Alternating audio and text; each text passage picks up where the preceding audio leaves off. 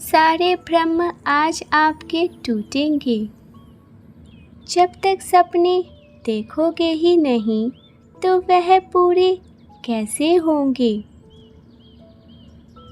मेरे प्रिय, इस दुनिया की प्रत्येक प्रत्यक्ष दिखाई देने वाली वस्तु कभी न कभी किसी ने एक सपना देखा था। यदि उन्होंने वह स्वप्न ना देखा होता तो आज तुम्हें उसकी सुविधा ना मिलती। तुम्हारे आसपास दिखाई देने वाली हर छोटी बड़ी वस्तु पहले किसी का सपना था। यह प्रकृति भी उसी का साथ देती है जो अपने सपनों पर विश्वास करता है, जो अपनी कल्पनाओं को अपना सपना फिर अपना लक्ष्य बनाकर उसमें जी अपना लगा देता है। क्योंकि यह प्रकृति भी अपने कार्य को मानव द्वारा कार्यन्वित करवाना चाहती है। मेरे प्रिय बच्चे, क्या तुम्हें अपने सपनों पर विश्वास नहीं है? जिस सपने में तुम्हारा जीवन पूरी तरीके से बदल कर रख दिया, क्या तुम्हें अब उसके पूरा होने पर संदेह है?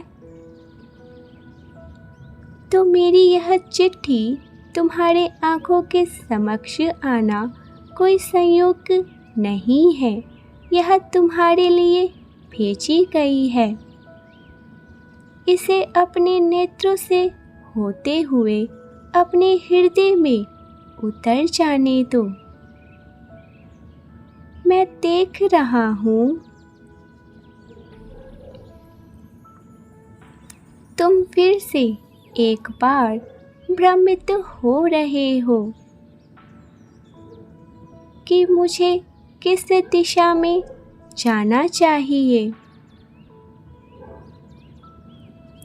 वहाँ जाना चाहिए जहाँ सारी भीड़ जा रही है,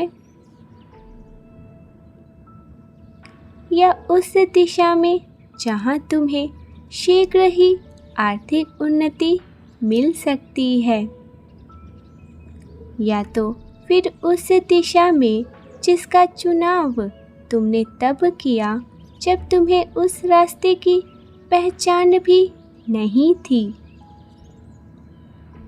तुम वंचित हो कि आखिर बार बार क्यों मैं उसी स्थान पर पहुंच जाता हूँ जहाँ से प्रारंभ किया था।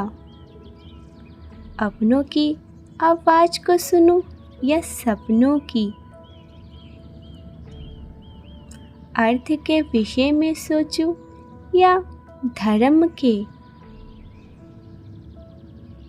मेरे बच्चे, तुम जिस दुविधा में हो वह प्रत्येक से महान व्यक्ति के जीवन में एक बार अवश्य ही आती है, जब वह बाहर ईश्वर को छोड़कर अपने मन की हल्की आवाज़ को सुनता है,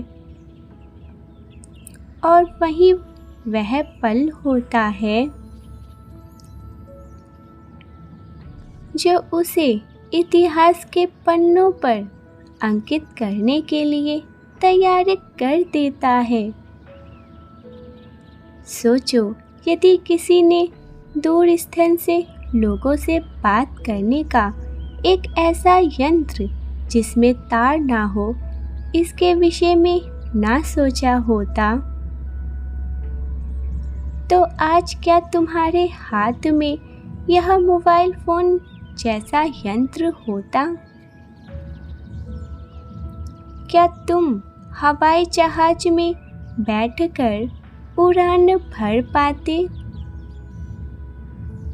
क्या करोड़ों की किताबें तुम्हें सहज रूप से इस संयम में प्राप्त हो पाती।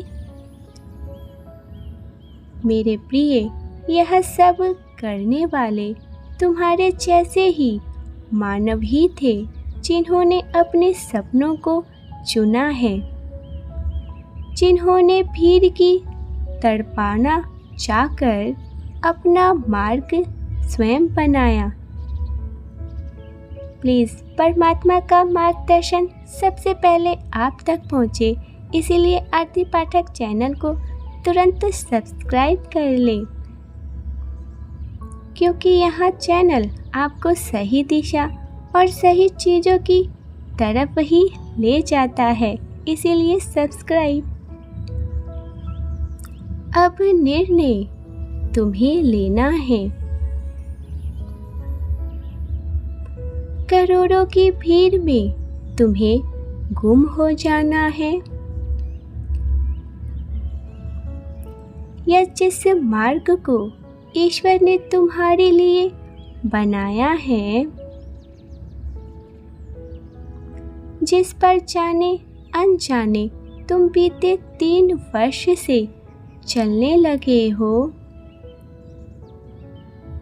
उसी पर आगे बढ़कर भावी पीढ़ी के लिए कुछ कर जाना है। तुम क्यों मुट्ठी भर धन की चिंता करते हो? तुम्हें तो धन के भंडार मिलेंगे।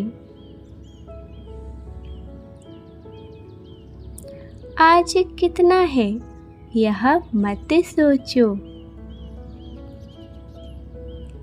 तुम्हें इतना मिलेगा जो तुम्हारी कल्पना से भी परे है। यदि तुम अपने सपनों पर अडिग हो तो तुम्हारी सारी पीढ़ियां तुम्हारी शुक्रगुजार होगी।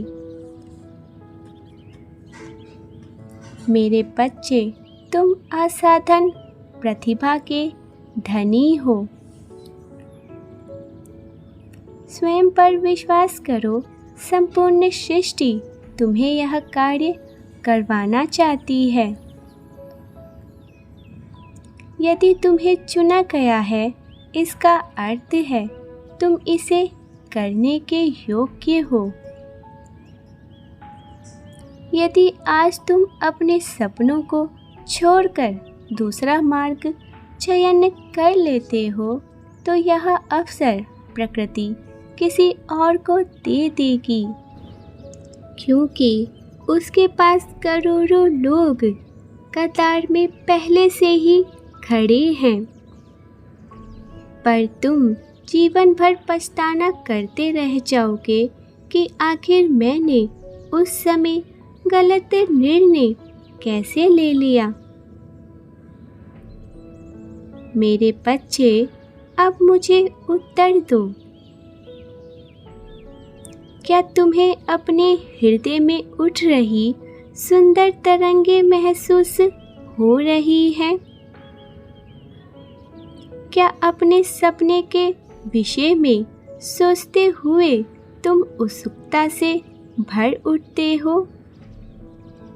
यदि हाँ, तो सारी चिंताएं छोड़कर स्वयं पर विश्वास करो, इस प्रकृति पर विश्वास करो और परमपिता परमेश्वर पर विश्वास करो। विजय श्री तुम्हारे मस्तिष्क पर विराजमान होगी। इसीलिए जी भर के मुस्कुराओ और कहो, परमपिता परमेश्वर ने जो योजनाएं मेरे लिए बनाई हैं, जो मार्ग मेरे लिए तय की है, उस पर चलने के लिए मैं तैयार हूँ। Type yes if you believe divine plannings. Thank you so much. Like, share and subscribe.